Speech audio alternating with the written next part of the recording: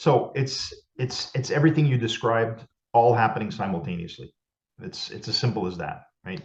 So relationships are very, very, very important, and anybody who steps into this industry of ours will soon figure out and stuff that your reputation precedes you and follows you throughout your entire career. You're going to get known because our industry is actually very, very small. So in some instances, right, you'll have a large airline. Let's say, for example, a Delta Airlines, right? They'll place an order with Boeing, let's say, as an example, right? And they'll buy. Sometimes you hear these crazy transactions where they go off and they've just bought 150 narrow body aircraft, right? So after they purchase those airplanes, there's a good chance that they're going to go out and do what they call a sale and leaseback, okay? Because they're using their buying power, right, to basically get preferred rates on the aircraft pricing, right? And then they're able to sell those airplanes back to a leasing company, right, at a slightly higher amount of money and profit that delta in the sale because they're basically using their buying power to buy the aircraft cheaper. So they'll start a sale and leaseback process. They'll put an RFP out on the market, and people will bid on it just like any other open contract. And then they'll select three or four top candidates, and then they'll go to round two where there's going to be some fine tuning of the pricing, and eventually you'll get to a point where one person is going to be selected and given out.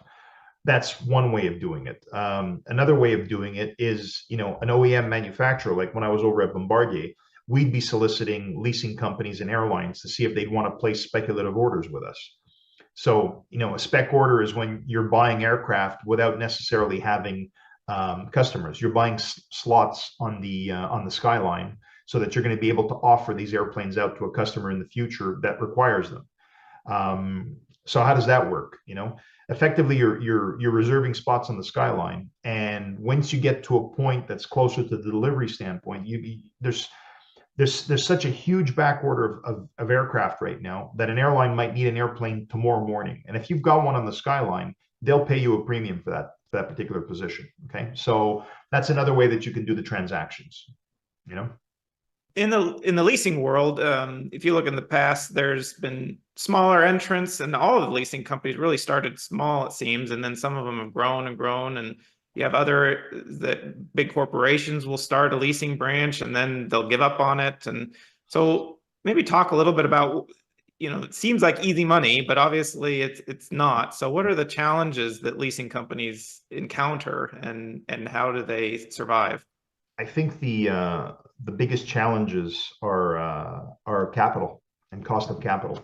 That's probably the biggest because if you want to start up a leasing company, it's very, very difficult to be a leasing company with one or two airplanes under your belt, right? You need scale, right? You need to ramp up, and you need to ramp up, rather quickly to a certain extent.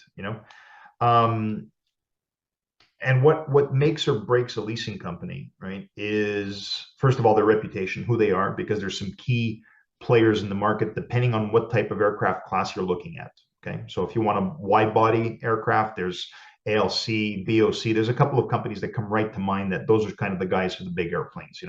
You got other guys in the middle doing the narrow bodies, and the narrow body market is very, very cutthroat. Everybody's going in there, slashing each other's throats, practically bringing the price down as low as humanly possible and buying out contracts. So there's a lot of people that'll get into that space there and fail miserably because they don't have the capacity for the risk and the cash positions to be able to sort of offer these really, really low prices. So a couple of years back, when there was a lot of money coming in from Asia, right?